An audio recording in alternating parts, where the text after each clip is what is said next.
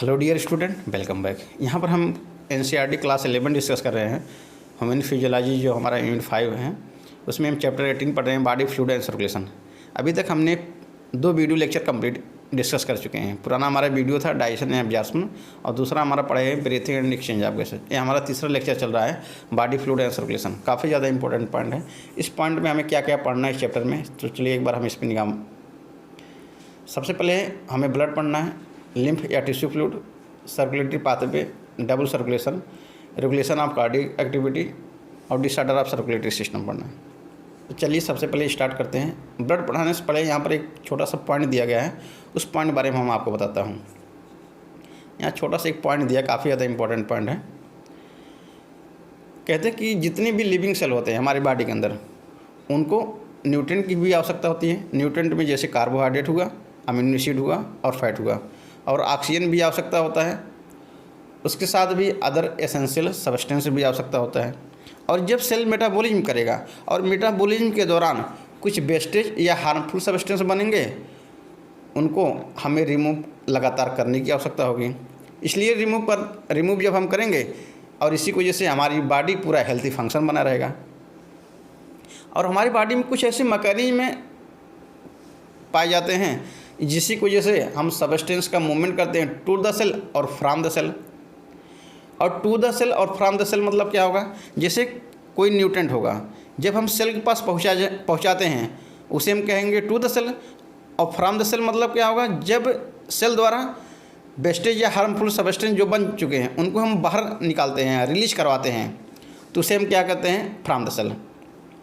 और कहते हैं जो अलग अलग ग्रुप के जो एनिमल होते हैं उनमें ट्रांसपोर्ट के लिए अलग अलग मेथड होता है। जैसे सिंपल ऑर्गेनिज्म लाइक स्पंज और सिलेंट्रेट होगा।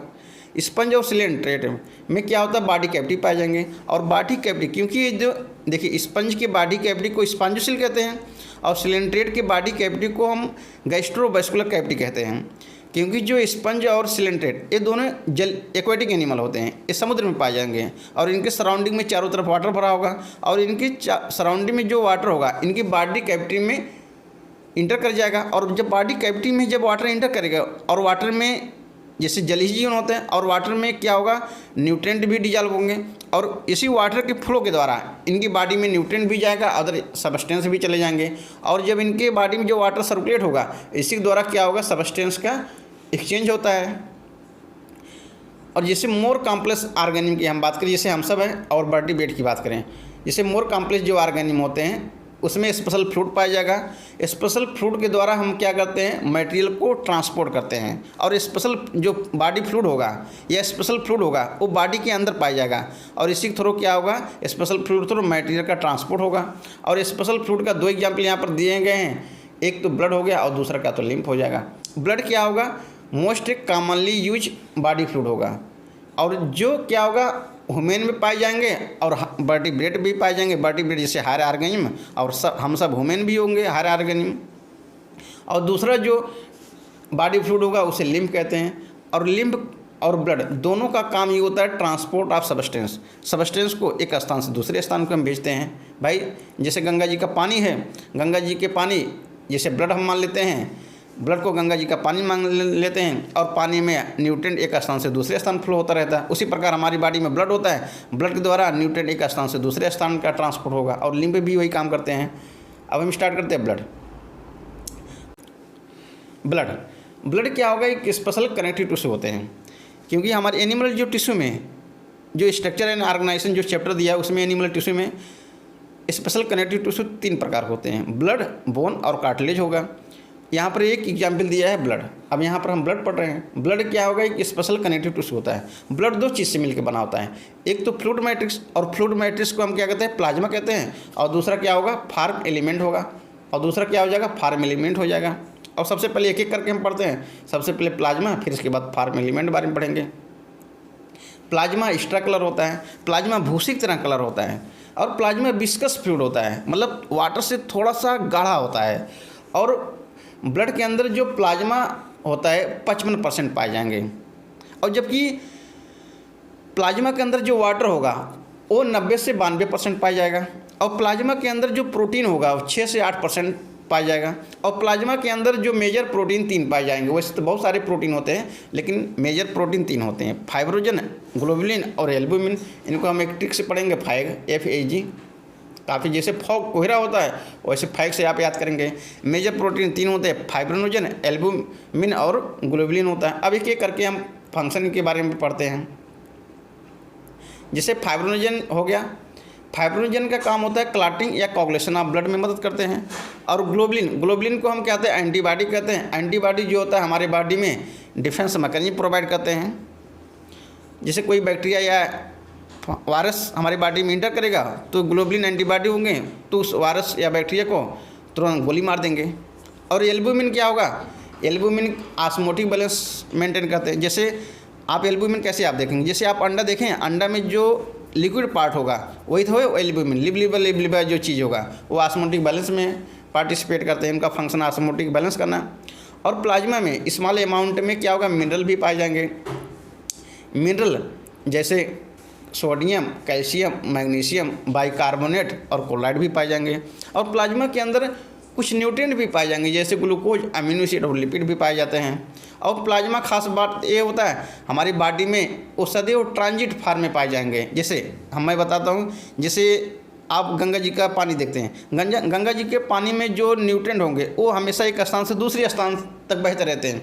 उसी प्रकार हमारी बॉडी में, क्योंकि गंगा जी का पानी एक स्थान से कभी नहीं रुकता है, एक स्थान पे कभी नहीं ठहरता है, गंगा जी का पानी हर वक्त बहता रहता है। उसी प्रकार हमारी बॉडी में जो प्लाज्मा होगा वो एक स्थान से दूसरे स्थान न्यूट्रिएंट पास होते रहते हैं।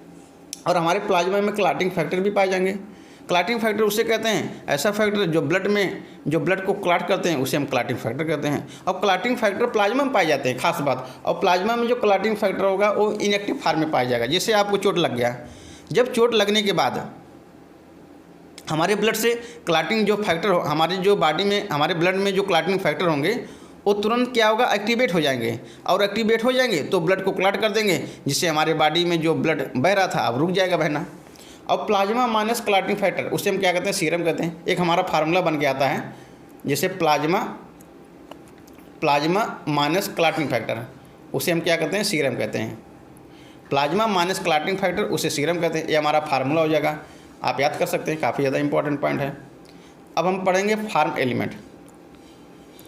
फार्म एलिमेंट 3 चीज़ से मिलकर बना होगा, एरिथ्रोसाइट, RBC, ल्यूकोसाइट, WBC और प्लेटलेट, थ्रोम्बोसाइट कहते हैं। और हमारे ब्लड में जो फार्म एलिमेंट का जो परसेंटेज होगा 45% होगा कंट्रीब्यूशन, जबकि ब्लड के अंदर जो प्लाज्मा था वो 55 कंट्रीब्यूशन था। और जबकि हमारे ब्लड में जो फार्म एलिमेंट होंगे वो 45% होगा। और RBC, एरिथ्रोसाइट को हम RBC कहते हैं। और RBC खास बात ये होता है हमारे ब्लड में जितनी भी सेल होते हैं और RBC की संख्या सबसे ज़्यादा मात्रा में पाया जाएगा। एक यदि हेल्थी ह्यूमन की हम बात करें उसमें जो RBC का जो नंबर होगा वो 5 मिलियन से लेकर के 5.5 मिलियन RBC पर मिलीमीटर क्यूब ऑफ ब्लड, कहने का मतलब 50 लाख से 55 लाख RBC होगा पर मिलीमीटर क्यूब ऑफ ब्लड। और RBC का एडल्ट ह्यूमन की यदि हम बात करें, एडल्ट ह्यूमन की बात करें तो RBC रेड बोन मैरो में बनते हैं। और ज़्यादातर मैमल्स में ये देखा गया है कि RBC के अंदर क्या होता है, न्यूक्लियस नहीं पाई जाती हैं। और RBC के अंदर न्यूक्लियस नहीं पाया जाएगा। और RBC का जो शेप होगा वो बाइकॉन्केव और डिस्क लाइक होता है। और RBC जैसे एक RBC होगा, इसको हम RBC कपड़े के जैसे थैला मान लेते हैं। और इसमें RBC कपड़े के थैले में यदि हम थोड़ा सा सिंदूर हम डाल देते हैं, सोचिए आप, जैसे गंगा जी का जल लीजिए, गंगा जी का जो पानी होगा उसे हम ब्लड मान लेते हैं। और जो हम थैला कह रहे हैं कपड़े का वो RBC मान लेते हैं। और इसमें जो हम सिंदूर हम मानते हैं उस सिंदूर को हीमोग्लोबिन हम मान लेते हैं। जैसे आप वाटर को इस थैला में डालेंगे, वाटर का जो कलर लाल लाल हो जाएगा। यदि उसी प्रकार, क्योंकि वाटर को हम ब्लड से कंपेयर करते हैं। यदि हमारे बॉडी में जैसे ब्लड है और RBC के अंदर हीमोग्लोबिन पाया जाएगा, और हीमोग्लोबिन की वजह से हीमोग्लोबिन रेड कलर होगा, इसी की वजह से हमारा ब्लड भी रेड कलर होता है। और ये RBC हो गया। और RBC के अंदर जो चूर्ण पाया जा रहा है उसे हम क्या कहते हैं, सिंदूर पाया जा रहा है, उसे हम हीमोग्लोबिन कहते हैं। कहते हैं जो RBC के अंदर हीमोग्लोबिन पाया जाएगा, हीमोग्लोबिन रेड कलर होता है और आयरन कंटेनिंग कॉम्प्लेक्स प्रोटीन होते हैं। और जो RBC क्यों हम कहते हैं, इरिथ्रोसाइट का दूसरा नाम रेड ब्लड सेल क्यों रखा गया है? वो हीमोग्लोबिन की वजह से रखा गया है, क्योंकि जो रेड ब्लड सेल का कलर और नेम वो हीमोग्लोबिन की वजह से ही रखा गया है। और एक हेल्थी इंडिविजुअल की हम बात करें, 100 ml ब्लड में 12 से 16 ग्राम हीमोग्लोबिन पाया जाएगा। कैसे आप इसको डाटा याद रखेंगे? जैसे कोई लड़की हो या कोई लड़का हो, उसका मैच्योरिटी जो पीरियड होगा, अगर लड़की होगी, गर्ल होगा, उसका जो मैच्योरिटी पीरियड होगा वो 12 से 14 साल होगा। और मेल का जो लड़का का जो मैच्योरिटी पीरियड होगा, बॉय का, वो 14 से 16 साल होगा। तो मतलब ऐसा मैच्योरिटी पीरियड जिसमें क्या होता है, रिप्रोडक्टिव आर्गन फंक्शन हो जाएंगे। हम वहाँ पर रिप्रोडक्शन में डिस्कस करेंगे। तो मतलब यदि हम बॉय और गर्ल दोनों को रेशियो अगर देखें तो 12 से 16 साल के बीच में लड़की हो या लड़का, दोनों मैच्योरिटी पीरियड मैच्योर हो जाते हैं। बस उसी प्रकार डाटा हम बताते हैं कि 100 ml ब्लड में 12 से 16 ग्राम हीमोग्लोबिन पाया जाएगा। आप यही दिमाग में रखेंगे तो आपको बहुत आसानी से याद रहेगा। और हीमोग्लोबिन जो मॉलिक्यूल होगा, इस इम्पॉर्टेंट रोल करता है रेस्पिरेटरी गैस जैसे ऑक्सीजन और कार्बन डाइऑक्साइड को ट्रांसपोर्ट में मदद करते हैं। क्योंकि आरबीसी के अंदर हीमोग्लोबिन मॉलिक्यूल पाया जाएगा, या हम कहें हीमोग्लोबिन या हम कहें आरबीसी मॉलिक्यूल का जो काम होगा, आरबीसी का काम ही होता है respiratory gas, oxygen, carbon dioxide होते हैं और रेस्पिरेटरी गैस को ट्रांसपोर्ट में मदद करते हैं। और आरबीसी का जो एवरेज लाइफ स्पान यदि हम देखें 120 डेज को होगा, या हम कहेंगे 4 मंथ को होगा, क्योंकि एक मंथ में 30 दिन होंगे और 4 मंथ टोटल हो जाएगा। और इसके बाद 4 मंथ के बाद या 120 डेज के बाद जो आरबीसी होगा वो स्प्लीन के अंदर नष्ट हो जाएगा, डिस्ट्रॉय कर दिया जाएगा। इसलिए स्प्लीन को हम क्या कहते हैं? ग्रेवयार्ड ऑफ आरबीसी, आरबीसी का कब्रिस्तान कहते हैं। और ल्यूकोसाइट के बारे में, ल्यूकोसाइट को हम क्या कहते हैं? वाइट ब्लड सेल कहते हैं। क्यों? क्योंकि ये कलरलेस होता है। और कलरलेस क्यों हो रहा है? क्योंकि इसमें हीमोग्लोबिन नाम के जो सिंदूर वो नहीं पाया जा रहा है। और ख़ास बात ये होता है, जो ल्यूकोसाइट होता है, ये ल्यूकोसाइट सेल होता है, इसमें न्यूक्लियस पाए जाते हैं। और जबकि आरबीसी के केस में न्यूक्लियस नहीं पाया जाएगा। ल्यूकोसाइट में क्या होता है? न्यूक्लियस पाए जाएंगे। और ख़ास बात, जो ल्यूकोसाइट की जो संख्या होगा हमारे ब्लड में 6000 से 8000 पर मिलीमीटर क्यूब ऑफ ब्लड, सबसे कम मात्रा में इनकी संख्या होती है। और ल्यूकोसाइट के जो लाइफ स्पान होगा वो शॉर्ट लिव होगा, 1 हफ्ते का हो सकता है या कुछ दिन का हो सकता है। अब हम ल्यूकोसाइट को 2 मेन ग्रुप में बांटते हैं, 2 मेन ग्रुप में डिवाइड करते हैं। एक ग्रेनुलोसाइट हो गया और दूसरा एग्रेनुलोसाइट हो गया। और एग्रेनुलोसाइट किसे कहते हैं? क्योंकि ल्यूकोसाइट क्या है? डब्ल्यूबीसी क्या एक सेल होता है और सेल के अंदर साइटोप्लाज्म पाएंगे। यदि साइटोप्लाज्म में ग्रेनुल पाए जाएंगे उसे हम ग्रेनुलोसाइट कहेंगे, और जिनके साइटोप्लाज्म में ग्रेनुल्स नहीं पाए जाएंगे उसे हम एग्रेनुलोसाइट कहेंगे। और जिसमें ग्रेनुलोसाइट को 3 भागों में डिवाइड कर दिया गया, न्यूट्रोफिल, एसनोफिल और बैसोफिल। किस तरह आप इसको पढ़ेंगे? ईबीएन एक ट्रिक याद करिए। अब जब ट्रिक याद करेंगे तभी आपको रुकेगा। ग्रेनुलोसाइट का 3 एग्जाम्पल होगा, एसनोफिल, बैसोफिल और न्यूट्रोफिल होगा। जबकि एक ग्रेनुलोसाइट का एग्जाम्पल हो जाएगा एमएल, या हम कहें माल आप करिए तो मोनोसाइट या लिम्फोसाइट, कुछ नहीं याद आए माल आप नाम ले लीजिए। एक ग्रेनुलोसाइट का एग्जाम्पल हो जाएगा मोनोसाइट और लिम्फोसाइट हो जाएगा।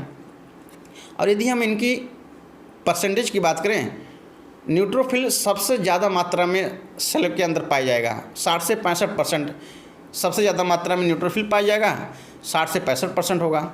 और जबकि बैसोफिल सबसे कम मात्रा में पाए जाएंगे, 0.1 से 1% पाया जाएगा।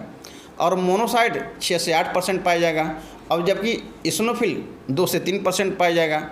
और लिम्फोसाइट 20 से 25% पाया जाएगा। एक बार हम स्ट्रक्चर पर निगाह आपको दिखाते हैं।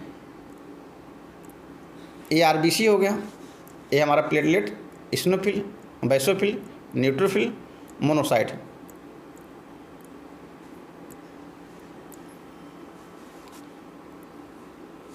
ये हो गया टी लिम्फोसाइट और बी लिम्फोसाइट।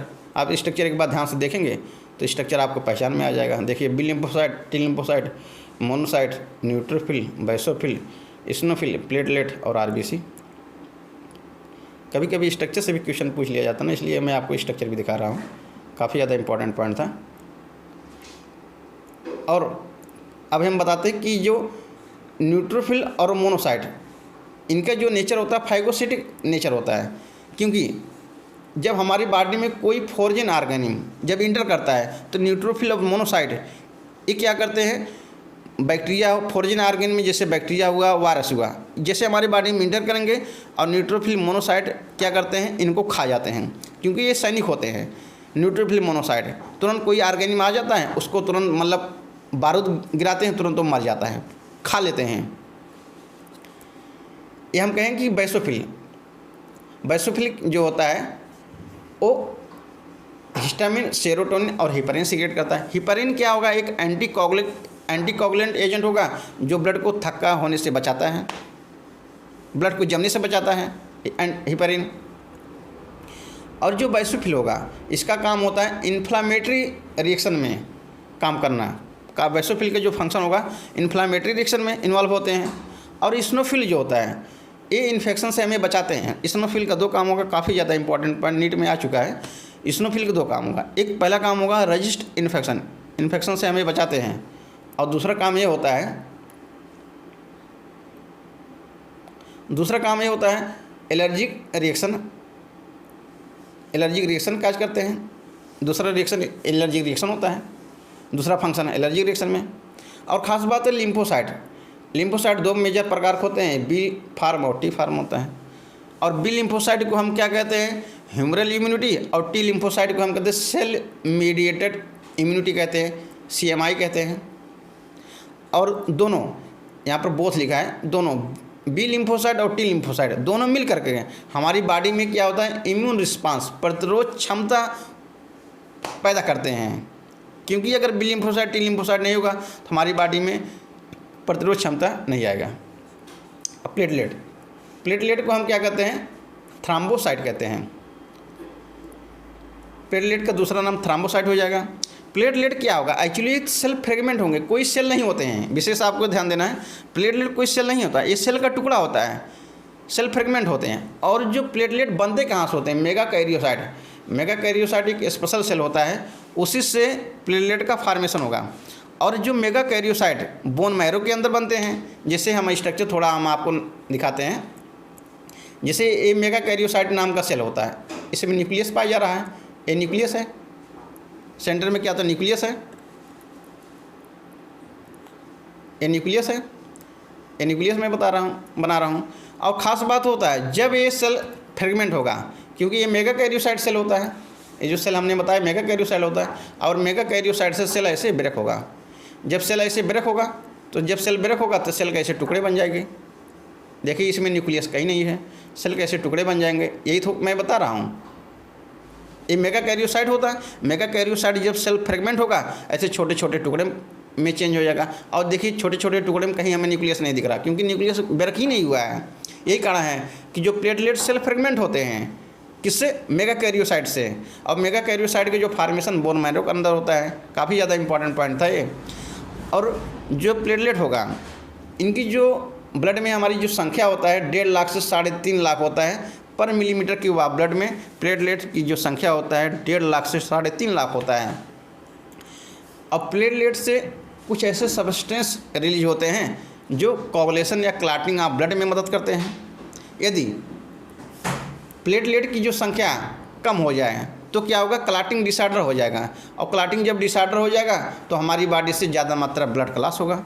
आप जैसे एग्जाम्पल मैं बता रहा हूँ, डेंगू केस में क्या होगा, डेंगू के केस में हमारी बॉडी में प्लेटलेट कम हो जाता है। जैसे हम फीवर हमें आता है, हमें पता नहीं होगा कि डेंगू फीवर हुआ क्या, तो आप जब प्लेटलेट का चेक करवाते हैं तो आप प्लेटलेट की यदि काउंट 40,000 पा रहे हैं, अगर 1.5 लाख है तो हम मान लें कि सही डेंगू नहीं हुआ है। अगर जिस बंदे को प्लेटलेट काउंट 60,000 हुआ, 40,000 हुआ, 50,000, 80,000 हुआ, तो हम जान जाएंगे कि उसको डेंगू की बीमारी हो चुकी है।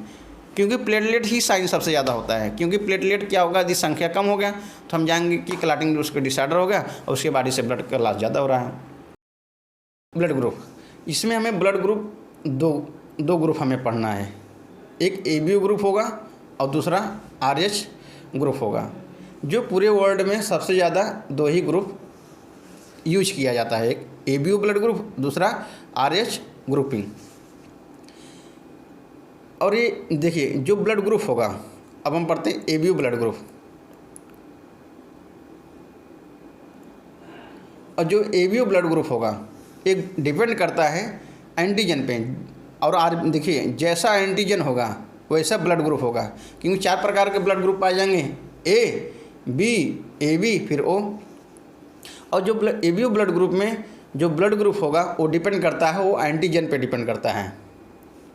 कहते हैं कि ए बी ओ जो ग्रुपिंग होगा वो आधारित होता है प्रेजेंस और absence of two surface antigen, namely A हो जाएगा और बी हो जाएगा।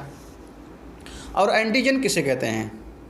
एंटीजन वह केमिकल होते हैं जो इम्यून रिस्पांस को इंड्यूस करते हैं। कहने का मतलब इम्यून रिस्पांस को उत्प्रेरित करने वाले केमिकल को हम क्या कहेंगे? एंटीजन कहते हैं। इम्यून रिस्पांस उत्प्रेरित करने वाले केमिकल को हम एंटीजन कहते हैं। और हमारी प्लाज्मा में और ख़ास बात ये होता है आरबीसी के सरफेस, जैसे ये आरबीसी है और आरबीसी के सरफेस पे, आरबीसी के ऐसे सरफेस पे यही तो एंटीजन होता है। ये क्या होता है? हमारा आरबीसी हो गया, ये आरबीसी हो गया और आरबीसी के सरफेस पे ये जो स्ट्रक्चर होता है इसे हम क्या कहते हैं? एंटीजन कहते हैं।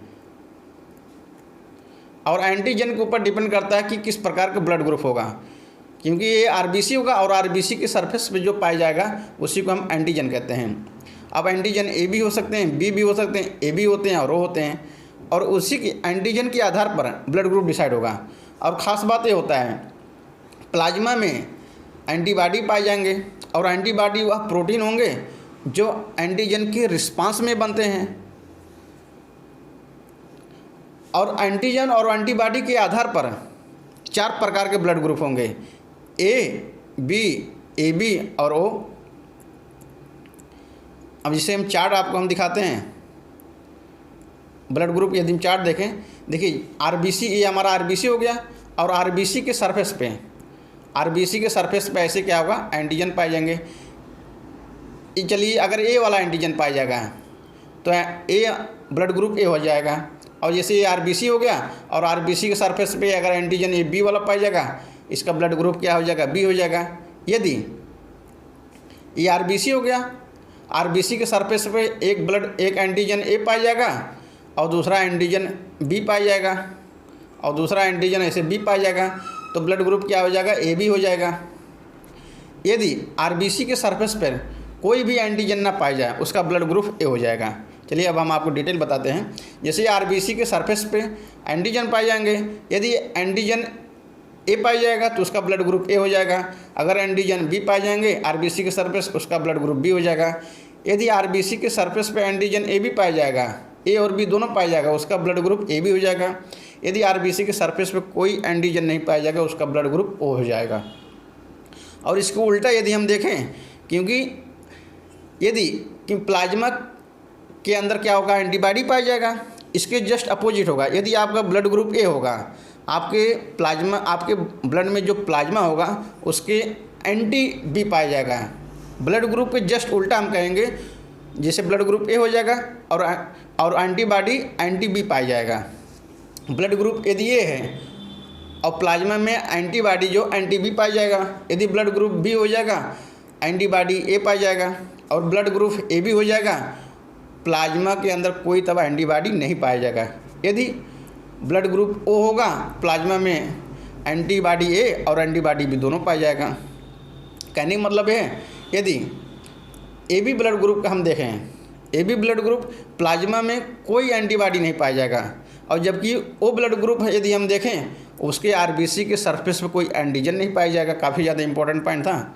और ख़ास बात डोनर ग्रुप की यदि हम बात करें कि एक दूसरे को कौन ब्लड देगा, जैसे ब्लड ग्रुप ए है वो ए को भी दे सकता है, ओ को भी दे सकता है। यदि ब्लड ग्रुप बी हो जाएगा तो बी को भी दे सकता है, ओ की भी दे सकता है। यदि ब्लड ग्रुप ए बी हो गया, ए बी को दे सकता है, ब्लड बी को भी दे सकता है, बी को दे सकता है, ओ को भी दे सकता है। यदि ब्लड ग्रुप ओ हो गया तो सिर्फ ओ को ही ब्लड देगा। आपको मैं चार्ट, ब्लड ग्रुप ओ हो गया, देखिए ब्लड ग्रुप ओ हो गया, फिर ब्लड ग्रुप ए हो गया और ये ब्लड ग्रुप ए बी हो गया। ये जो स्ट्रक्चर मैं बता रहा हूँ ये काफ़ी ज़्यादा इंपॉर्टेंट स्ट्रक्चर होगा। और ब्लड ग्रुप ए बी हो गया। खास बात ये है जो ब्लड ग्रुप ओ होगा ओ से भी ब्लड ले सकता है, और जो ब्लड ग्रुप ए होगा और ए से भी ब्लड ले सकता है। जो ब्लड ग्रुप ए बी होगा वो ए बी से ब्लड ले सकता है, जो ब्लड ग्रुप बी होगा वो बी से भी ब्लड ले सकता है। और जो ब्लड ग्रुप ए होगा, ए वाला ब्लड ग्रुप ओ से भी ब्लड ले सकता है और ए से भी ले सकता है, और ए बी वाला जो पर्सन होगा वो ब्लड ग्रुप ए बी से भी ले सकता है और ओ से भी ले सकता है और ए से भी ले सकता है और बी से भी ले सकता है, और जो ब्लड ग्रुप बी होगा वो बी से भी ब्लड ले सकता है और ओ से भी ले सकता है। काफ़ी ज़्यादा इम्पोर्टेंट पॉइंट है। हम आपको स्ट्रक्चर फिर से एक बार समझाता हूँ।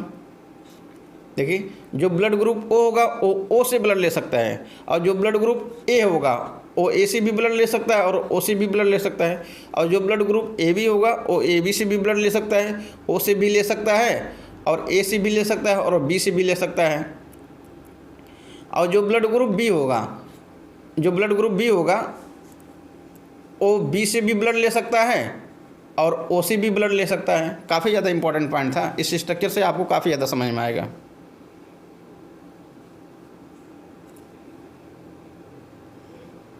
काफ़ी ज़्यादा चार्ट इंपॉर्टेंट था। ये देखिए, डोनर कंपेटिबिलिटी का काफ़ी ज़्यादा इंपॉर्टेंट पॉइंट था। अब हम आपको बताते हैं कि यूनिवर्सल डोनर किसे कहते हैं और यूनिवर्सल रिसिपिएंट कहते हैं। जैसे ब्लड ग्रुप ओ हो गया, ओ ब्लड ग्रुप ओ को भी डोनेट कर सकता है या किसी दूसरे अदर ब्लड ग्रुप को भी दे सकता है, इसलिए हम क्या कहते हैं, यूनिवर्सल डोनर कहते हैं। क्योंकि जो ब्लड ग्रुप ओ हो गया वो किसी को भी ब्लड दे सकता है और दूसरे ब्लड ग्रुप को भी दे सकता है, इसलिए यूनिवर्सल डोनर कहा जाता है। और जो ब्लड ग्रुप ए बी हो गया वो किसी से भी ब्लड ले सकता है और ए बी से भी ले सकता है और अदर ब्लड ग्रुप से भी ले सकता है ब्लड, इसलिए हम इसको क्या कहते हैं, यूनिवर्सल रिसिपिएंट कहते हैं। और ख़ास बात हमें ये होता है, जब हम किसी भी पेशेंट को मान लीजिए हम अपना ब्लड देते हैं, तो ब्लड देने से पहले जो डॉक्टर होगा वो सबसे पहले ब्लड को क्या करेगा, केयरफुली मैच करेगा। ब्लड चढ़ाने से पहले किसी भी पेशेंट को आप ब्लड को क्या केयरफुली आप मैच करवा लीजिए। मैच करवाने से फ़ायदा होगा, avoid the severe problem of clumping या आरबीसी डिडक्शन। कहीं आरबीसी फट ना जाए, क्योंकि क्लम्प कर जाएगा तो आरबीसी फट जाएगा यदि किसी कारण बस अपोजिट ब्लड ग्रुप मैच कर गया। यही कारण होता है जब ब्लड चढ़ाने से पहले हम ब्लड ग्रुप को मैच कर लेते हैं। जब मैच कर लेंगे इससे हम अवॉइड करेंगे सीवियर प्रॉब्लम क्लम्पिंग या आरबीसी डिस्ट्रक्शन। और डोनर कंपेटिबिलिटी का फिगर हमने दिखाई दिया है। ये पूरा डोनर कंपेटिबिलिटी का पूरा चार्ट दिया गया है। ये पूरा डोनर कंपेटिबिलिटी पूरा हमने पढ़ाई दिया है। अब हम आपको बताते हैं आरएच ग्रुपिंग। काफ़ी ज़्यादा इंपॉर्टेंट है। आरएच ग्रुपिंग पढ़ाने से पहले हम आपको थोड़ा सा एग्जाम्पल कहानी सुन लीजिए बस आरएच ग्रुपिंग बारे में। देखिए, जो आरएच ग्रुपिंग होगा इसमें एक एंटीजन पाया जाएगा। और ख़ास बात हमने बताया है, एबीओ ब्लड ग्रुप में 3 प्रकार का एंटीजन पाए जाएंगे और जबकि 2 प्रकार के एंटीजन पाए देखिए, एबीओ ब्लड ग्रुप में 2 एंटीजन, एंटीजन ए और एंटीजन बी। अब जबकि 4 प्रकार का ब्लड ग्रुप होगा ABO blood group A, blood group B, blood group A B और ब्लड ग्रुप ओ। लेकिन आरएच ग्रुपिंग यदि हम बात करें, इसमें सिर्फ एक ही एंटीजन पाया जाएगा और इसमें भी 2 ग्रुप पाए जाएंगे, एक आरएच पॉजिटिव और एक आरएच निगेटिव। कहते हैं कि जो आरबीसी का जो सरफेस होगा, जैसे यहाँ आरबीसी हो गया, ए आरबीसी हो गया और इसी ए आरबीसी हो गया, ए आरबीसी हो गया और आरबीसी के सरफेस पे ऐसे एंटीजन पाए जाएंगे, ऐसे एंटीजन पाए जाएंगे। क्योंकि देखिए, एबीओ ब्लड ग्रुप में हमने बताया था आरबीसी के सरफेस भी एंटीजन पाए जाएंगे, लेकिन आरएच ग्रुपिंग में भी मैं आपको बता रहा हूँ आरबीसी के सरफेस पे भी एंटीजन पाए जाएंगे। जो स्ट्रक्चर बना है ये एंटीजन का स्ट्रक्चर बना है। यदि जिसके ब्लड ग्रुप में जिसके ब्लड के आरबीसी के सरफेस पे यदि आरबीसी के सरफेस पे यदि एंटीजन पाया जाएगा तो क्या होगा, उसे आरएच पॉजिटिव कहेंगे। यदि आरबीसी के सरफेस पे कोई एंटीजन नहीं होगा तो उसे हम आरएच निगेटिव कहते हैं। यहाँ थ्योरी लिखा है वही आरएच ग्रुपिंग बारे में कि आरएच ग्रुपिंग में सिर्फ एक ही एंटीजन होता है, आरएच एंटीजन। और सबसे पहले जो आरएच ग्रुपिंग होगा वो रेसस मंकी में पता लगाया गया और रेसस मंकी में जो वर्ड का जो पहला 2 वर्ड लिखा है आर और एच, इसी के आधार पे हम आरएच नाम रखेंगे, आरएच ग्रुपिंग। जो रेसस मंकी में जो वर्ड दो पहला लिखा है उसी के आधार पे एक आर लिया गया, एक आर एच लिया गया है, उसे हम आर एच ग्रुपिंग कहते हैं। क्योंकि जो ये एंटीजन होता है ये आरबीसी के सरफेस पर पाया जाएगा। और ज़्यादातर ह्यूमन की हम बात करें 80% ह्यूमन के केस में आर एच ग्रुपिंग पाया जाता है। कहते हैं कि यदि आरबीसी के सरफेस पे एंटीजन पाया जाएगा उसे हम क्या कहते हैं, आर एच पॉजिटिव कहेंगे। यदि आरबीसी के सरफेस पे कोई भी एंटीजन नहीं पाया जाएगा उसे हम आर एच नेगेटिव कहते हैं। और यदि आर एच नेगेटिव पर्सन को आर एच पॉजिटिव ब्लड दे दिया जाए तब क्या होगा, जो आर एच नेगेटिव जो पर्सन होगा उसके बॉडी में आर एच पॉजिटिव के अगेंस्ट उसके शरीर में एंटीबॉडी बनना स्टार्ट हो जाएगा। कैसे, मैं यहाँ पर स्ट्रक्चर आपको समझा रहा हूँ, यही स्ट्रक्चर आप समझिए, इसके बाद पूरा आर एच ग्रुपिंग ख़त्म हो जाएगा। जैसे मैं आपको बता रहा हूँ, जैसे यहाँ पर क्या होगा, देखिए एक आर एच नेगेटिव पर्सन है, एक आर एच पॉजिटिव पर्सन है, एक आर एच पॉजिटिव पर्सन है। यदि आर एच नेगेटिव पर्सन को आर एच पॉजिटिव का ब्लड दे दिया जाए तो आर एच जो नेगेटिव जो पर्सन होगा उसके बॉडी में क्या होगा, इसके बॉडी में क्या होगा, एंटीबॉडी का फार्मेशन होना स्टार्ट हो जाएगा। जो एंटीबॉडी होता है, देखिए एंटीबॉडी का स्ट्रक्चर होता है और एंटीबॉडी उसके बॉडी में ऐसे बनना स्टार्ट हो जाएगा। तो इस कंडीशन में कोई सा भी, देखिए यहाँ पर भी लिखा है, यहाँ पर मैं आपको पढ़ के बताता हूँ। तब क्या होगा, आर एच ग्रुप किसी भी पर्सन को यही कहता है कि ब्लड हम देने से पहले आर एच ग्रुप को भी हम मैच करवाएंगे। क्योंकि हमें, जैसे आप कभी भी किसी को ब्लड देना हो, जब भी ब्लड हम देते हैं तो अब किसी को ब्लड जब चढ़ाते हैं, दोनों के केस में क्या होगा, चेक कर लिया जाएगा कि दो प्रकार का हम चेक करते हैं। एक तो A B blood group check करते हैं, दूसरा आर एच ग्रुप चेक करते हैं। तभी हम ब्लड को ट्रांसफ्यूजन करेंगे, तभी हम पर्सन को चढ़ाएंगे ब्लड, अदरवाइज नहीं चढ़ाएंगे। दो ग्रुप हम जांच करेंगे, एक एबीओ ब्लड ग्रुप और आरएच ब्लड ग्रुप होता है। यहाँ पर एक केस दिया गया है, काफ़ी ज़्यादा इंपॉर्टेंट केस, क्वेश्चन बहुत ज़्यादा आते हैं। एक आरएच इनकम्पेटिबिलिटी या मिसमैचिंग केस होगा। मिसमैचिंग केस कब होगा, जैसे कोई मदर हो, प्रेग्नेंट मदर हो, वो क्या होगा, आरएच नेगेटिव होना चाहिए। मिसमैच कंडीशन में आपको सुना रहा हूँ, फिर आपको डिटेल थ्योरी मैं बताऊंगा। देखिए मिसमैच कंडीशन कब होगा या आरएच इनकम्पेटिबिलिटी केस कब होगा, जैसे ये मदर होगा, ये मदर हो गई और मदर, देखो मिसमैच कंडीशन क्या होगा, मदर क्या होना चाहिए, आरएच नेगेटिव होना चाहिए। मदर क्या होगा, आरएच नेगेटिव हो, और जो बच्चा होगा, इसके मदर के पेट में जो बच्चा होगा, मदर के पेट में जो बच्चा होगा, ये क्या होगा, यूट्रस हो गया। और यूट्रस में ऐसे लेयर होता है, फिर ऐसे बेबी रहेगा,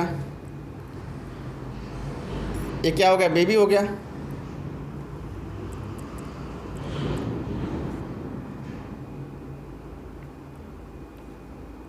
ये बेबी हो गया। ये जो देखिए फीटस हो गया, बच्चा हो गया, ये फीटस हो गया। और देखिए यहाँ पर कहानी आपको सुनना है, मदर क्या है, यहाँ पर इनकम्पेटिबिलिटी केस कब होगा, जब मदर क्या होगा, आरएच नेगेटिव हो और फीटस क्या होगा, आरएच पॉजिटिव होगा, तभी मिसमैचिंग कंडीशन होगा। कई बार नीट में क्वेश्चन का मिसमैचिंग कंडीशन या आरएच इनकम्पेटिबिलिटी केस कब होगा, मदर कैसा होना चाहिए, आरएच नेगेटिव होना चाहिए और फीटस आरएच पॉजिटिव होना चाहिए। और ख़ास बात यह है, जो मदर है, यदि मदर पहली बार प्रेग्नेंट होगी, चलिए इसको हम प्रेग्नेंट कंडीशन में दिखाते हैं। जैसे यूट्रस होगा और इस यूट्रस के अंदर बच्चा होगा, ये यूट्रस हो गया और इसमें बच्चा हो गया,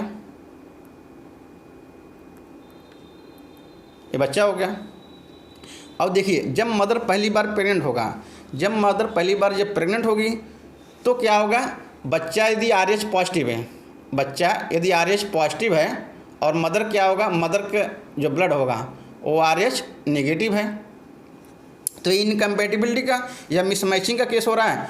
तो क्या होगा, जैसे पहला बच्चा जब 9 मंथ कंप्लीट होगा तो पहला बच्चा पैदा होगा।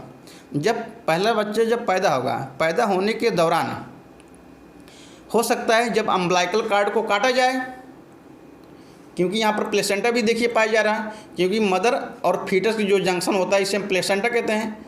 जब यहाँ पर जब बच्चा पैदा होगा तो क्या होगा, जब अम्बिलाइकल कार्ड को काटा जाएगा, हो सकता है अम्बिलाइकल कार्ड काटने के दौरान थोड़ा सा जो ब्लड होगा बच्चे का, थोड़ा सा जो ब्लड होगा वो मदर के बॉडी में चला जाए, इंटर कर जाए।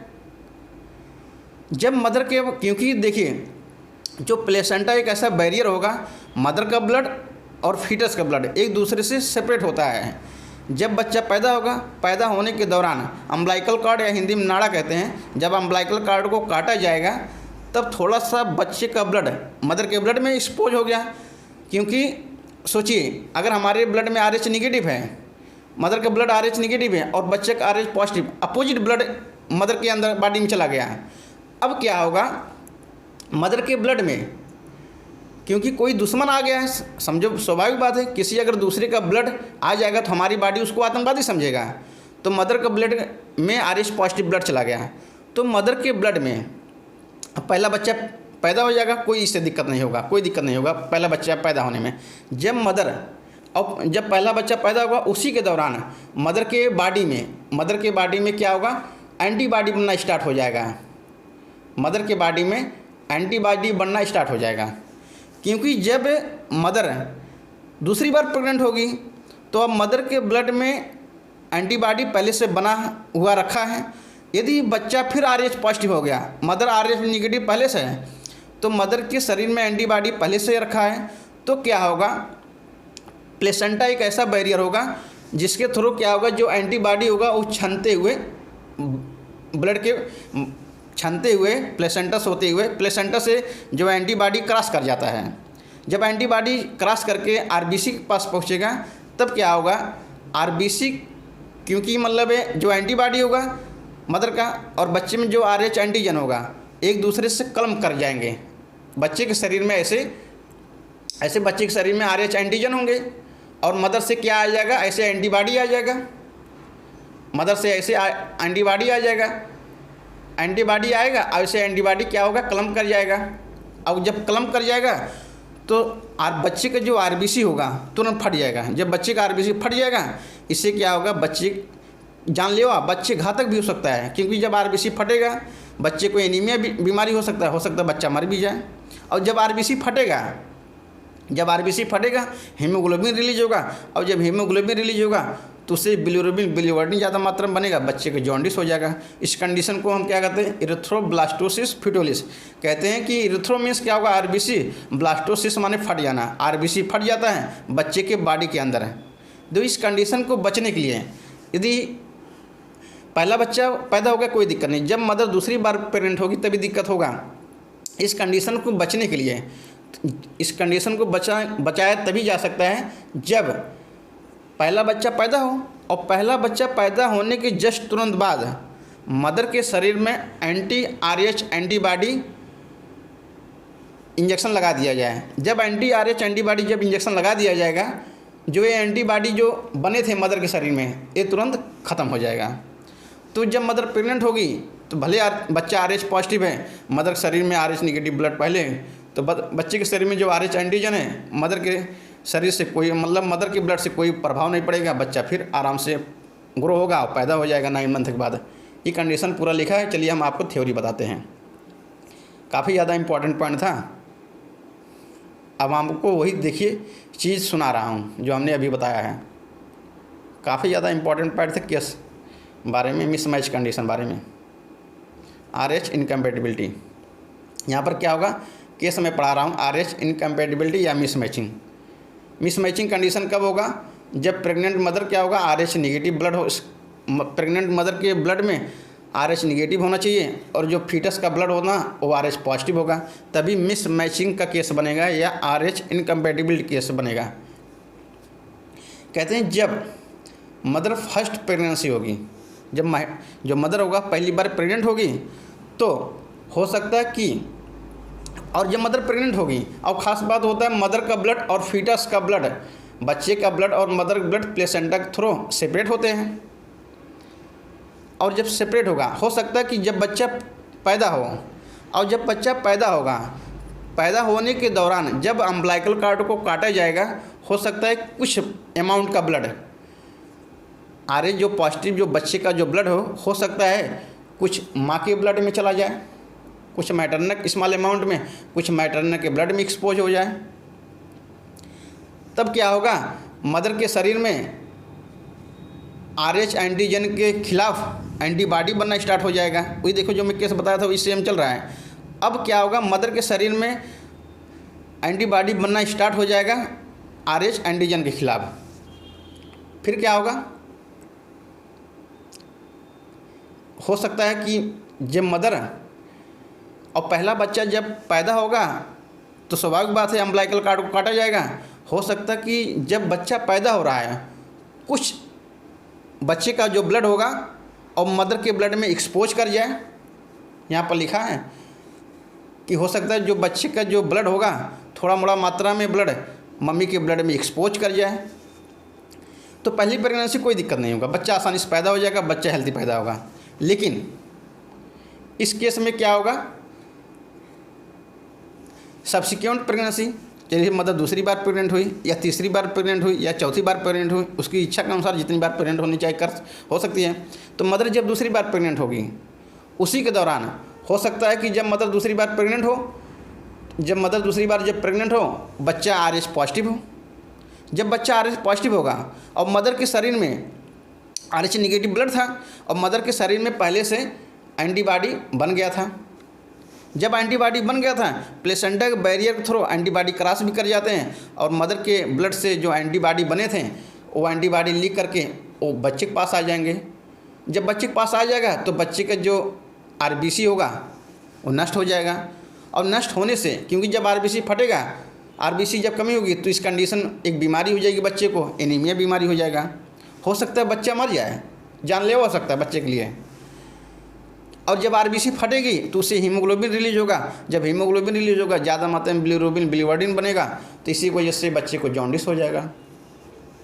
इस कंडीशन को हम क्या कहते हैं, इरिथ्रोब्लास्टोसिस फ्यूटोलिस कहते हैं। कि इरिथ्रो मीन्स क्या होगा, आरबीसी, और ब्लास्टोसिस माने फट जाना। यहाँ पर आरबीसी फट जाता है।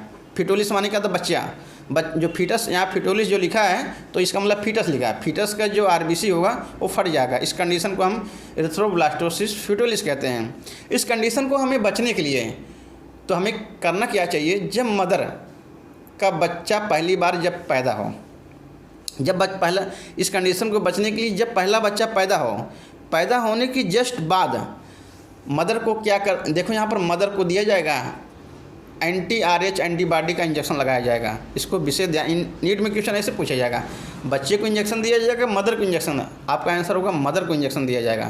क्योंकि मदर के शरीर में एंटीबॉडी बन रहा है, मदर के शरीर में एंटी आरएच एंटीबॉडी का इंजेक्शन दे दिया जाएगा। अब क्या होगा, जब मदर के शरीर में एंटी आरएच एंटीबॉडी का इंजेक्शन दे दिया जाएगा, मदर के शरीर में जो भी एंटीबॉडी बने थे अब वो एंटीबॉडी समाप्त हो जाएगा आरएच एंटीजन के खिलाफ। अब बच्चा जो भी होगा वो आसानी से पैदा भी होगा, बड़ा होगा, फिर इसके बाद पैदा भी हो जाएगा।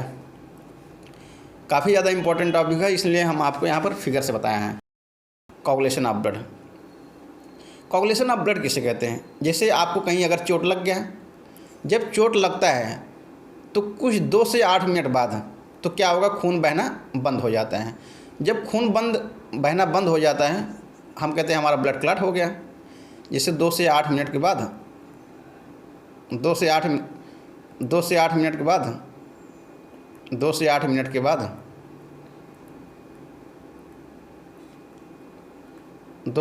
के बाद ब्लड जो होता है बहना बंद हो जाता है। तो ब्लड क्लॉट कैसे होता है हम आपको स्टेप वाइज पूरा बताता हूँ। चलिए, 2 से 8 मिनट बाद ब्लड क्लॉट हो जाएगा, उसी को हम कहते हैं कि हमारा ब्लड बहना बंद हो जाएगा। जब ब्लड बहना बंद हो गया है तो हम कहेंगे ब्लड हमारा क्लॉट हो गया, इसी को हम कहते हैं कोगुलेशन या क्लॉटिंग कहते हैं। और ख़ास बात ये होता है हमारी बॉडी में कुछ ऐसे मैकेनिज्म पाए जाएंगे जो एक्सेसिव ब्लड की लॉस को रोकते हैं। हमारी बॉडी में कुछ ऐसे मैकेनिज्म पाया जाएगा जो एक्सेसिव ब्लड की लॉस को रोकते हैं। और जब ये ब्लड लॉस हो रहा होगा, क्योंकि जब चोट लगेगी और चोट लगने के बाद खून बहेगा, और जब खून बहेगा तो देखेंगे क्लॉटिंग पीरियड के अंदर ही, क्योंकि 2 से 8 मिनट के अंदर ब्लड क्लॉट हो जाएगा। जब ब्लड क्लॉट हो रहा होगा उसी दौरान क्या होगा, हमें किस तरह डार्क रेडिश ब्राउन कलर का पपड़ी बन जाएगा या स्कम बन जाएगा। स्कम माने पपड़ी होता है। डार्क रेडिश ब्राउन स्कम का फॉर्मेशन हो जाएगा, जिसे हम क्या कहेंगे, क्लॉट कहेंगे या कोगुलम कहेंगे। और क्लॉट क्या चीज़ होता है, क्लॉट क्या होगा, महीन महीन छोटे छोटे धागे होते हैं, उसे हम क्या कहेंगे, फाइब्रिन कहेंगे। और फाइब्रिन के अंदर डेड और डैमेज जो फार्म एलिमेंट होते हैं ब्लड के अंदर, वो क्या हो गए, ट्रैप कर दिए जाएंगे। जैसे स्ट्रक्चर मैं आपको बता रहा हूँ, जैसे एक क्या हो गया, फाइब्रिन हो गए। और इस फाइब्रिन के अंदर जो छोटे छोटे जैसे फाइब्रिन हो गया, फाइब्रिन और अच्छे से बना दे थोड़ा से, फाइब्रिन हो गया। और इस फाइब्रिन के अंदर जो फार्म एलिमेंट होंगे ये क्या होगा, ऐसे ट्रैप कर दिए जाएंगे। जो फार्म एलिमेंट होंगे इस फाइब्रिन के अंदर, ये फाइब्रिन हो गया, ये फाइब्रिन हो गया, और ये क्या होगा, फार्म एलिमेंट हो गए। और इस फाइब्रिन के अंदर फार्म एलिमेंट जो आरबीसी, डब्ल्यूबीसी, प्लेटलेट जितनी भी होंगे यहाँ पर ट्रैप कर दिए जाएंगे। यहाँ पर लिखा है वही, जो फाइब्रिन के अंदर जो फार्म एलिमेंट ट्रैप कर दिए जाएंगे, यहाँ पर लिखा है फाइब्रिन के अंदर जो डेड और डैमेज जो फार्म एलिमेंट होंगे वो क्या होंगे, ये ट्रैप कर दिए जाएंगे। और फाइब्रिन का फार्मेशन कैसे होता है, फाइब्रिन का फार्मेशन इनएक्टिव फाइब्रिनोजन जो होता है वो कन्वर्ट हो जाता है। कन्वर्जन होने के बाद तब जाके फाइब्रिन का फार्मेशन होगा। जब इनएक्टिव फाइब्रिनोजन कन्वर्ट होगा फाइब्रिन में, एक एंजाइम होगा, इस एंजाइम का नाम हो जाएगा थ्राम्बिन। थ्राम्बिन की सहायता से फाइब्रिनोजन जो इनएक्टिव फार्म में पाया जाएगा, फाइब्रिनोजन थ्राम्बिन एंजाइम के प्रेजेंस में फाइब्रिन में कन्वर्ट हो जाएगा। एक ट्रिक याद करिए, FFT, F और T। कई बार नीट में ऐसे, इस बार 2020-21 में इस तरह क्वेश्चन आया था कि फाइब्रिनोजन को फाइब्रिन में कन्वर्ट कौन एंजाइम पूछा गया, तो आपका आंसर हो जाएगा थ्राम्बिन। फाइब्रिनोजन को फाइब्रिन में कन्वर्ट करता है थ्राम्बिन एंजाइम। और थ्राम्बिन एंजाइम बनता कैसे है, थ्राम्बिन जो एंजाइम होगा वो प्रोथ्राम्बिन जो प्लाज्मा के अंदर इनएक्टिव फार्म में प्रेजेंट होगा। अब यही प्रोथ्राम्बिन, क्योंकि प्लाज्मा के अंदर इनएक्टिव फार्म में पाया जाएगा, और यही प्रोथ्राम्बिन थ्राम्बिन में कन्वर्ट कर दिया जाएगा। और प्रोथ्राम्बिन को थ्राम्बिन में कन्वर्ट करता है एक एंजाइम, उस एंजाइम का नाम हो जाएगा थ्राम्बोकाइनेज। प्रोथ्राम्बिन को थ्राम्बिन में कन्वर्ट करने वाला एंजाइम को हम थ्राम्बोकाइनेज कहेंगे। और जो थ्राम्बोकाइनेज के जो एंजाइम का फार्मेशन होगा वो कैस्केड प्रोसेस द्वारा होता है। कैस्केड प्रोसेस किसे कहते हैं, series of linked enzyme reaction को हम कैस्केड प्रोसेस कहते हैं। और कैस्केड प्रोसेस के अंदर ही number of factor present in the plasma और इनएक्टिव स्टेट में, कैस्केड प्रोसेस के अंदर ही क्या होगा, इनएक्टिव स्टेट में प्लाज्मा के अंदर कुछ फैक्टर भी प्रेजेंट होंगे। जैसे आपको जब कभी चोट लग जाता है, चोट लगने के दौरान जब आपको चोट लगेगा, सही बात है, दर्द होगा, दर्द होने देखिए क्या होगा, जब आपको चोट लगेगा, जब चोट लगेगा तो उसी दौरान हमारे ब्लड के अंदर जो प्लेटलेट होंगे वो एक्टिव हो जाएंगे। और जब प्लेटलेट एक्टिव होंगे, वहाँ से प्लेटलेट से कुछ ऐसे फैक्टर रिलीज होंगे जो एक्टिवेट करते हैं मैकेनिज्म ऑफ कोगुलेशन को, ब्लड जिससे थक्का लग जाएगा, स्वाभाविक बात है, ब्लड जम जाएगा। और कभी कभी ये भी होता है कि जब हमें चोट लग जाता है हमारे टिश्यू में, जब चोट लग जाता है तो टिश्यू से कुछ ऐसे फैक्टर रिलीज होंगे जो क्या होगा, इनिशिएट करता है कोगुलेशन को। देखिए थोड़ा सा अंतर मैं बता रहा हूँ, यहाँ पर प्लेटलेट और टिश्यू देखिए किस तरह अंतर है। क्योंकि जब आपको चोट लगेगा तो ब्लड के अंदर जो प्लेटलेट होगा, प्लेटलेट से कुछ ऐसे फैक्टर एक्टिवेट होंगे। यहाँ पर देखिए एक्टिवेट आंसर होगा। जब चोट लगेगा, चोट लगने के बाद आपके ब्लड में जो प्लेटलेट होगा, प्लेटलेट से कुछ ऐसे फैक्टर रिलीज होंगे जो कोगुलेशन के मैकेनिज्म को एक्टिवेट कर देते हैं। इसको विशेष ध्यान देना। और जबकि आपको जब चोट लगेगा और टिश्यू से कुछ ऐसे फैक्टर रिलीज होंगे जो क्या करते हैं, कोगुलेशन को एक्टिवेट करते हैं। बस यही अंतर होता है दोनों में क्या अंतर है, क्योंकि जब प्लेटलेट द्वारा कोगुलेशन मैकेनिज्म को एक्टिवेट किया जाएगा, जबकि टिश्यू के द्वारा कोगुलेशन को इनिशिएट किया जाएगा। यही दोनों अंतर है। और कैल्शियम आयन का सबसे महत्वपूर्ण रोल होता है ब्लड क्लॉटिंग में। कैल्शियम Ca++ के रूप में पाया जाएगा, Ca++ के रूप में। कैल्शियम काम होता है, देखिए कैल्शियम हमारे बोन में भी पाए जाएंगे और कैल्शियम का सबसे बड़ा रोल होता है। क्योंकि कभी कभी देहातों में आप देखेंगे जैसे आपको चोट कहीं लगती है तो आप क्या करते हैं, थोड़ा सा जैसे अगर कोई ईंट का जो टुकड़ा होता है हम उस पर रख देते हैं, या मिट्टी में भी कैल्शियम पाया जाएगा ज़्यादा मात्रा। हम कभी कभी मिट्टी का ढेला उठा कर रख देते हैं, कुछ देर बाद देखिए खून हमारा बहना बंद हो जाए। यही कारण होता है कि पुराने ज़माने में हमारे जो बुजुर्ग लोग होते थे वो काफ़ी ज़्यादा इस टेक्निक की यूज़ करते थे, क्योंकि उनको पता है इस मिट्टी में कैल्शियम पाया जाएगा। अब कैल्शियम की वजह से जो हमारा खून बह रहा है वो तुरंत अभी रुक जाएगा, क्योंकि ब्लड क्लॉट हो जाएगा 2 से 8 मिनट के अंदर। अब हम पढ़ेंगे लिम्फ। लिम्फ को हम क्या कहते हैं, टिश्यू फ्लूइड कहते हैं। और टिश्यू फ्लूइड पढ़ने से पहले हम आपको एक स्ट्रक्चर बता रहा हूँ, आप स्ट्रक्चर एक समझ जाएंगे तो लिम्फ आपको बहुत आसानी से चल। देखिए जैसे एक क्या होगा, आर्टरीज है और आर्टरी से निकलेगा आर्टेरियोल, और आर्टेरियोल से महीन महीन छोटे छोटे ब्रांच निकलेंगे जिसे हम कहते हैं कैपिलरी कहते हैं। इसे हम क्या कहते हैं, जो ये हम क्या कहते हैं कैपिलरी कहते हैं। और यही क्योंकि ये आर्टरी के कैपिलरीज हैं, फिर इसके बाद क्या होगा, और यही कैपिलरी देखिए यहाँ फिर ये कैपिलरी है, और यही कैपिलरी से मिलकर वेन्यूल बनता है। इन्हीं कैपिलरी से मिलकर क्या होता है, वेन्यूल बनता है, और वेन्यूल आपस में जुड़ जुड़ के मेजर वेन बना लेते हैं। वेन्यूल आपस में जुड़ जुड़ के मेजर वेन बना लेते हैं। देखिए यहाँ पर आर्टरी में हमने स्टार्ट किया, वेन में ले जाकर समाप्त किया। और ख़ास बात ये होता है जो एक कैपिलरीज है, क्योंकि ये कैपिलरीज है और कैपिलरीज है, और यही कैपिलरीज क्योंकि कैपिलरीज के अंदर क्या होगा, ब्लड भरा होता है, और इस कैपिलरी के अंदर क्या होता है, ब्लड भरा है और ब्लड भरा हुआ, और कैपिलरी जब ब्लड भरा होगा और यहाँ पर क्या होगा, टिश्यू भी प्रेजेंट है।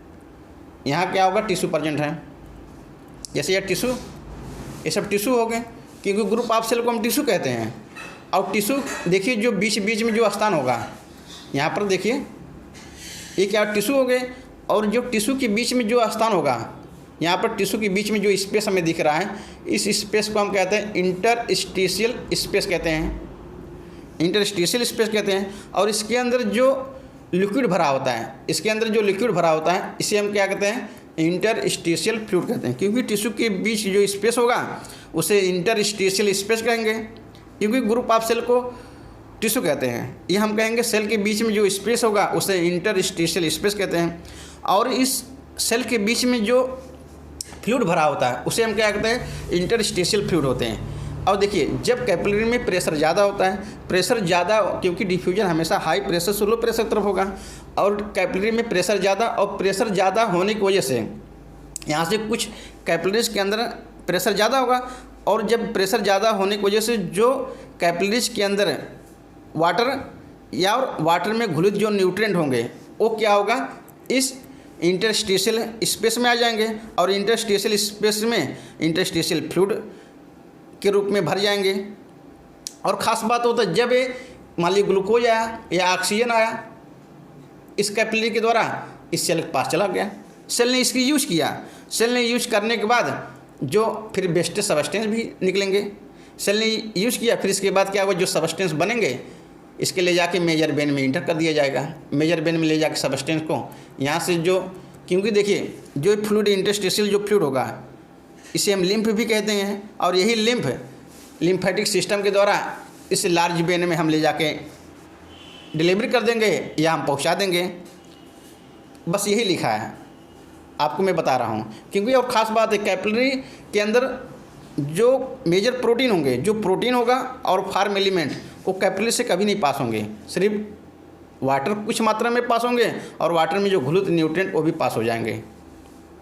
और जो हार्मफुल, क्योंकि सेल ने यूज कर लिया ग्लूकोज या ऑक्सीजन या अदर कोई न्यूट्रिएंट या वाटर यूज कर लिया, फिर इसके बाद सेल ने यूज करने के बाद जो मतलब इंटरस्टिशियल जो फ्लूइड उसे हम लिम्फ कहते हैं। लिम्फ लिम्फेटिक सिस्टम, ये जो लिम्फ होगा जो बचा रहेगा इंटरस्टिशियल फ्लूइड, ये लिम्फेटिक सिस्टम के द्वारा हम इसे वेन में मेजर वेन में भेज देते हैं। बस यही लिम्फ कहानी हमने सुना दिया, बस यही लिखा है, थ्योरी कुछ लिखा नहीं है। लिम्फ को हम क्या कहते हैं, टिश्यू फ्लूइड कहते हैं। और ख़ास बात ये होता है जो टिश्यू फ्लूइड होगा, हम 2 पढ़ चुके हैं टिश्यू फ्लूइड। चलिए ब्लड को हम, लिम्फ को हम क्या कहते हैं, देखो स्पेशल फ्लूइड में 2 आए थे, एक ब्लड और लिम्फ। हमने ब्लड पूरा पढ़ लिया और यहाँ पर लिम्फ पढ़ते हैं। लिम्फ को हम क्या कहते हैं, टिश्यू फ्लूइड कहते हैं। और ख़ास बात ये होता है, जब कैपिलरीज के अंदर ब्लड भरे हैं, जब कैपिलरीज से ब्लड पास होंगे टिश्यू के पास जाएंगे, क्योंकि जब टिश्यू के पास जाएंगे कैसे जाएंगे, क्योंकि मतलब एक कैपिलरी के अंदर प्रेशर, क्योंकि diffusion high pressure low pressure तरफ होगा, कैपिलरी के अंदर प्रेशर ज़्यादा होता है, इसी वजह से कैपिलरी से क्या होगा, कुछ मात्रा में वाटर और वाटर साथ जो घुलित सॉल्युबल सब्सटेंस होंगे, जैसे कोई न्यूट्रेंट हो गया, वो क्या होगा, मूव करके सेल के बीच में चले आएंगे। और सेल के बीच में जब आएंगे तो कुछ लार्जर प्रोटीन और ज़्यादातर फार्म एलिमेंट इस कैपिलरीज के अंदर ही रह जाएंगे, कैपिलरी के अंदर ही रह जाएंगे, क्योंकि इनको पास नहीं कर दिया जाएगा। और ये जो फ्लूइड रिलीज हो रहा है सेल के बीच में या टिश्यू के बीच में, उस स्पेस को हमने इंटरस्टिशियल स्पेस कहागा, और उसके अंदर जो फ्लूइड पाए जाएंगे उसे हम इंटरस्टिशियल फ्लूइड या टिश्यू फ्लूइड कहते हैं। और सेम अमाउंट में जो लिम्फ होता है, लिम्फ सेम मिनरल डिस्ट्रीब्यूशन होगा एज प्लाज्मा। कहते हैं कि जो प्लाज्मा का जो मिनरल डिस्ट्रीब्यूशन होगा सेम वही लिम्फ के अंदर भी पाया जाएगा। जैसे जो चीज़ प्लाज्मा में पाया जाएगा वही चीज़ लिम्फ में पाया जाएगा। देखिए थोड़ा सा अंतर होता है, मैं बता रहा हूँ। सेम मिनरल डिस्ट्रीब्यूशन सेम होगा, लेकिन देखिए क्या अंतर होगा। प्लाज्मा और लिम्फ में क्या होगा, मिनरल डिस्ट्रीब्यूशन दोनों सेम तरह होगा। और लिम्फ का काम ये होता है न्यूट्रिएंट या गैस का एक्सचेंज करना है, किसके बीच, ब्लड और सेल के बीच, और इसी फ्लूइड के थ्रू या इंटरस्टिशियल फ्लूइड थ्रू। और ख़ास बात ये होता है कि जब लिम्फेटिक जो सिस्टम होगा, लिम्फेटिक सिस्टम द्वारा क्या होगा, फ्लूइड को कलेक्ट कर दिया जाएगा।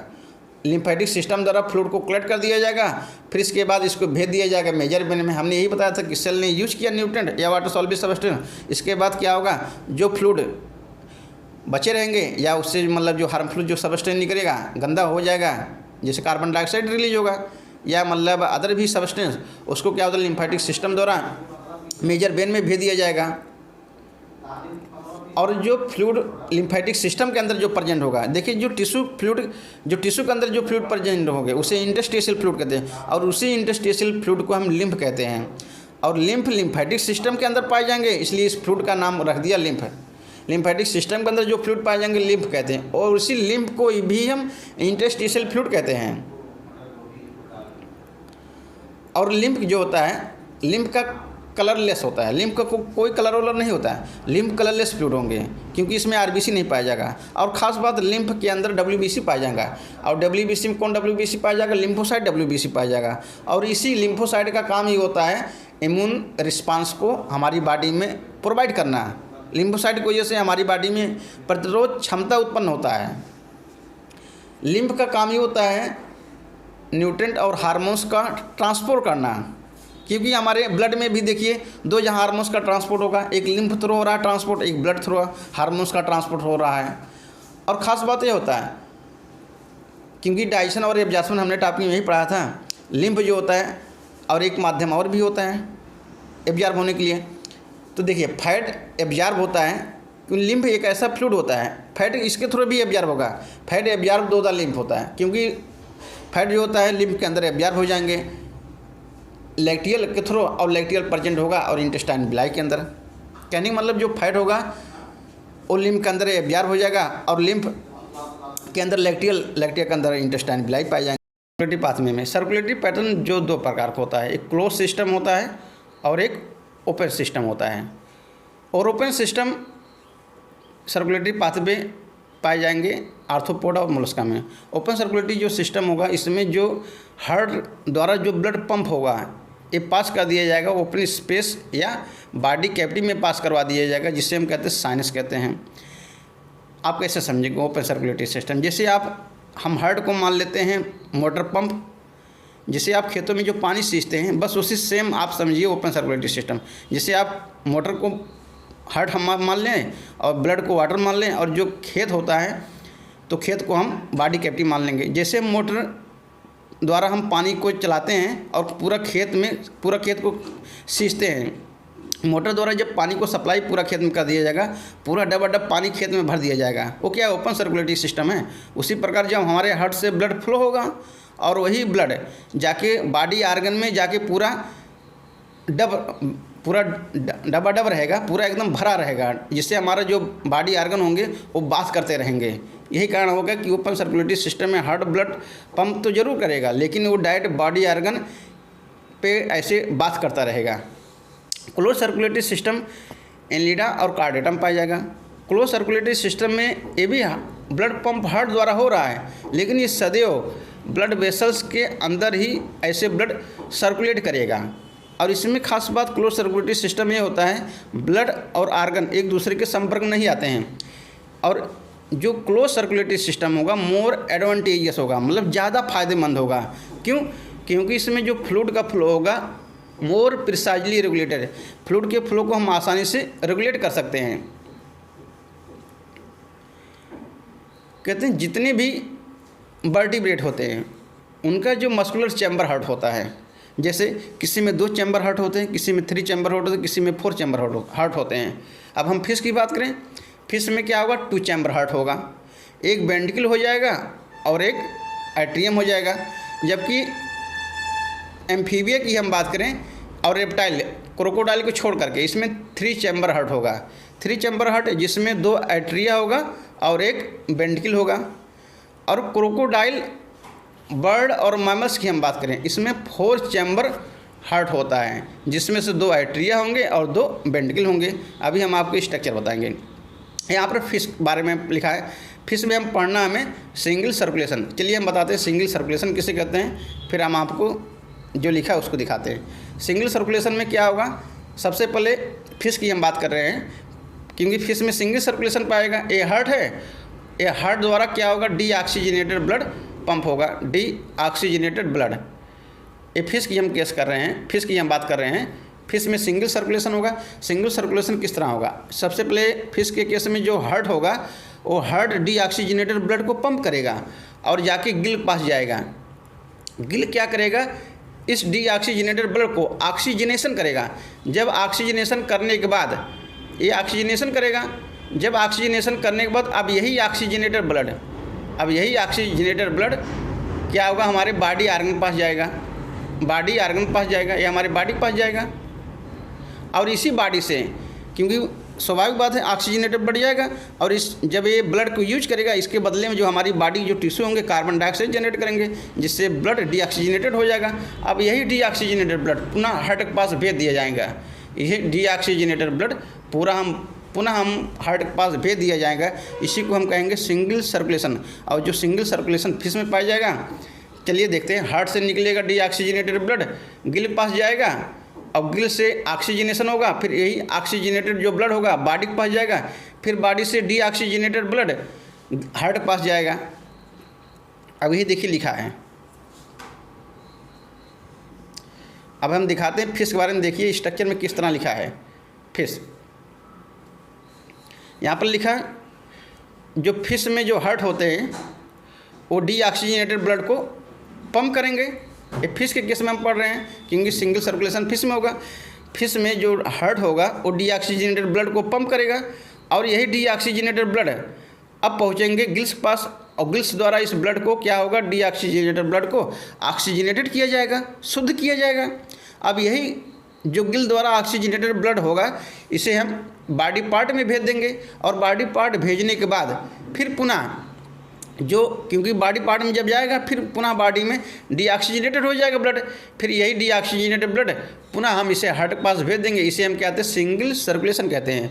अब हम पढ़ते हैं एम्फीबिया और रेप्टाइल। एम्फीबिया और रेप्टाइल में क्या होगा, इनकम्प्लीट डबल सर्कुलेशन है। चलिए हम इनकम्प्लीट डबल सर्कुलेशन की हम बात करते हैं। चलिए इनकम्प्लीट डबल सर्कुलेशन देखिए किस तरह होगा। आप एक बार स्ट्रक्चर समझ लेंगे तो कभी आपको दिक्कत नहीं होगा। और इनकम्प्लीट डबल सर्कुलेशन किसे कहेंगे, तो जिसमें सबसे पहले हार्ट होगा, इसमें क्या होगा, क्योंकि डबल सर्कुलेशन कह रहा और इनकम्प्लीट कह रहा, कैसे, इसका मतलब क्या होगा, इसका मतलब ये होता है 2 एट्रिया होगा, एक राइट एट्रिया होगा और एक लेफ्ट एट्रिया होगा, और इसमें सिंगल वेंट्रिकल होगा। यही तो हम कहते हैं इनकम्प्लीट डबल सर्कुलेशन। 2 एट्रिया और एक वेंट्रिकल होगा, और जिसमें से क्या होगा, इसमें खास बात यह होगा जो लेफ्ट एट्रिया से ब्लड वेसल्स निकलेगा और जाके सप्लाई कर दिया जाएगा LSG। एक मैं आपको ट्रिक बता रहा हूँ, LSG मतलब कहाँ पर जो लेफ्ट एट्रियल ब्लड ऑक्सीजनेटेड जो ब्लड होगा वो सप्लाई कर दिया जाएगा। साला कहाँ गलती हो जाता है, थोड़ा बेकार दे। देखिए incomplete double circulation, incomplete double circulation में क्या होगा, जैसे 2 एट्रिया हो जाएगा, एक राइट एट्रिया हो जाएगा और एक लेफ्ट एट्रिया हो जाएगा और एक सिंगल इसमें वेंट्रिकल होगा, इसलिए हम इसे इनकम्प्लीट डबल सर्कुलेशन कहते हैं। इसमें 2 एट्रिया होगा, एक राइट एट्रिया एक लेफ्ट एट्रिया और सिंगल वेंट्रिकल होगा। इसमें खास बात ये होता है, जो लेफ्ट एट्रिया जो ब्लड रिसीव करेगा वो ऑक्सीजनेटेड ब्लड रिसीव करेगा। कहाँ से? लंग्स हुआ, स्किन हुआ और गिल से, 3 पार्ट से क्या होगा, लंग्स स्किन गिल से ऑक्सीजनेटेड ब्लड लेफ्ट एट्रिया क्या होगा, रिसीव करेगा। और राइट एट्रिया क्या होगा, राइट एट्रिया जो होता है वो other body part lungs skin Gill की छोड़ करके अदर बॉडी पार्ट से ये ब्लड को रिसीव करेगा, ऐसे ब्लड जाएगा। फिर क्या होगा, अब यही जो राइट एट्रिया का ब्लड होगा और यही लेफ्ट एट्रिया का ब्लड कहाँ पर चला आएगा, वेंट्रिकल के पास चला आएगा, इसी वेंट्रिकल के अंदर चला आएगा, इसी वेंट्रिकल के अंदर मिक्स हो जाएगा। इसका मतलब, क्योंकि देखिए जो अदर बॉडी पार्ट से यहाँ से जाएगा डीऑक्सीजनेटेड ब्लड, यहाँ से जाएगा डीऑक्सीजनेटेड ब्लड, और जबकि लंग्स स्किन गिल से ऑक्सीजनेटेड ब्लड जाएगा। और ऑक्सीजनेटेड ब्लड उसे कहते हैं जिसमें ऐसा ब्लड जिसमें ऑक्सीजन का मात्रा ज़्यादा, उसे हम ऑक्सीजनेटेड ब्लड कहेंगे। और डीऑक्सीजनेटेड ब्लड उसे हम कहेंगे जिसमें CO2 की मात्रा ज़्यादा होगा, उसे हम डीऑक्सीजनेटेड ब्लड कहेंगे। अब देखिए लंग्स स्किन गिल से ऑक्सीजनेटेड ब्लड लेफ्ट एट्रियम आ गया, और लंग्स स्किन गिल के अलावा अदर बॉडी पार्ट से राइट एट्रियम में डीऑक्सीजनेटेड ब्लड जाएगा। यहाँ पर एक डीऑक्सीजनेटेड ब्लड मतलब अशुद्ध ब्लड और ऑक्सीजनेटेड ब्लड मतलब शुद्ध ब्लड। देखिए शुद्ध ब्लड और अशुद्ध ब्लड दोनों क्या होगा, इस वेंट्रिकल में आकर के राइट एट्रिया से लेफ्ट एट्रिया दोनों ओपन होंगे वेंट्रिकल के अंदर, क्योंकि सिंगल वेंट्रिकल है, और यहाँ पर मिक्स ब्लड आएगा। और यही मिक्स ब्लड सर्कुलेट करेगा पूरे बॉडी पार्ट में, यही मिक्स ब्लड पूरे बॉडी पार्ट में सर्कुलेट करेगा। इसे हम कहते हैं इनकम्प्लीट डबल सर्कुलेशन। अब यही देखिए जो मिक्स जो ब्लड होगा अब यही बॉडी पार्ट में सप्लाई कर दिया जाएगा, इसी को हम कहते हैं इनकम्प्लीट डबल सर्कुलेशन। तो इनकम्प्लीट है तो डबल सर्कुलेशन, लेकिन इनकम्प्लीट हो रहा है। अब चलिए हम दिखाते हैं थ्योरी। स्ट्रक्चर सबसे ज़्यादा इम्पॉर्टेंट इसका स्ट्रक्चर था। आप जैसे सबसे ज़्यादा 2-3 बार आप स्ट्रक्चर को ध्यान देंगे वो आपको सब याद हो जाएगा।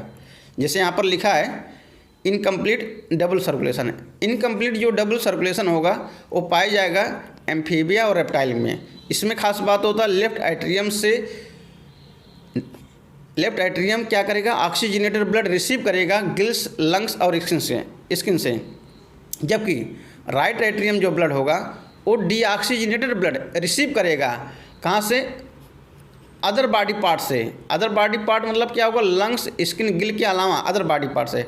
फिर यही जो राइट एट्रियम ब्लड और लेफ्ट एट्रियम ब्लड दोनों क्या होगा, मिक्स कर दिया जाएगा सिंगल वेंट्रिकल के अंदर। फिर अब यही सिंगल वेंट्रिकल से जो ब्लड मिक्स ब्लड होगा और इसी मिक्स ब्लड को पंप कर दिया जाएगा पूरी बॉडी पार्ट में, इसे कहते हैं इनकम्प्लीट डबल सर्कुलेशन।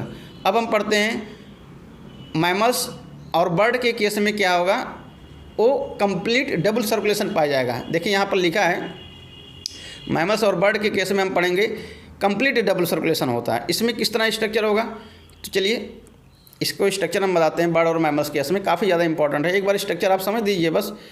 जैसे हमारा हार्ट हो जाएगा, ये हमारा हार्ट हो जाएगा। हार्ट को हम इस तरह बनाते हैं, थोड़ा अच्छे से दिलनुमा बना देते हैं। जैसे हार्ट होगा इस तरह हम बनाते हैं, ये हार्ट हो गया।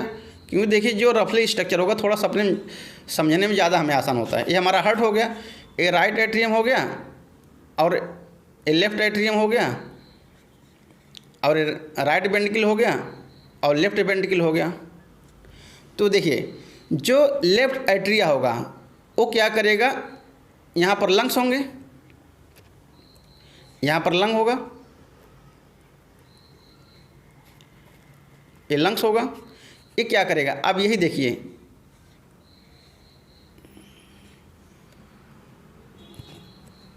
अभी मैं स्ट्रक्चर बना दे रहा हूँ। ये देखो ब्लड वेसल्स आ रहा है, जिसे हम कहते हैं पल्मोनरी वेन कहेंगे। नेक्स्ट वीडियो में हम आपको बताएंगे इस वेन का क्या नाम होगा। यहाँ पर ये जाएगा, ऐसे जाएगा। फिर इसके बाद यहाँ पर जो लेफ्ट एट्रिया होगा, यहाँ से क्या होगा, ऑक्सीजनेटेड ब्लड ये रिसीव करेगा, यहाँ पर आएगा। फिर यही अब यहाँ पर ध्यान से देखना है, जो हमारे बॉडी पार्ट से बिना कोआ द्वारा डीऑक्सीजनेटेड ब्लड, यहाँ से क्या होगा, डीऑक्सीजनेटेड ब्लड, जो डीऑक्सीजनेटेड ब्लड होगा, डीऑक्सीजनेटेड ब्लड राइट एट्रियम में रिसीव करेगा। डीऑक्सीजनेटेड ब्लड हमारे बॉडी पार्ट से जाएगा। ये कहाँ जाएगा, ये हमारे बॉडी पार्ट से डीऑक्सीजनेटेड ब्लड जाएगा, ये डीऑक्सीजनेटेड ब्लड होगा। अभी हम बताए थे डीऑक्सीजनेटेड ब्लड किसे कहते हैं, डीऑक्सीजनेटेड ब्लड हो गया। अब बॉडी से क्या होगा, right atrium deoxygenated blood receive करेगा, और जो लंग्स से होगा, लंग्स से क्या होगा, ऑक्सीजनेटेड जो ब्लड होगा वो लेफ्ट एट्रिया रिसीव करेगा। तो जिसमें से क्या होगा, अब ये देखिए, जो लेफ्ट एट्रिया का जो ब्लड होगा वो लेफ्ट वेंट्रिकल में चला आएगा, और राइट एट्रियम का जो ब्लड होगा वो राइट वेंट्रिकल में चला जाएगा।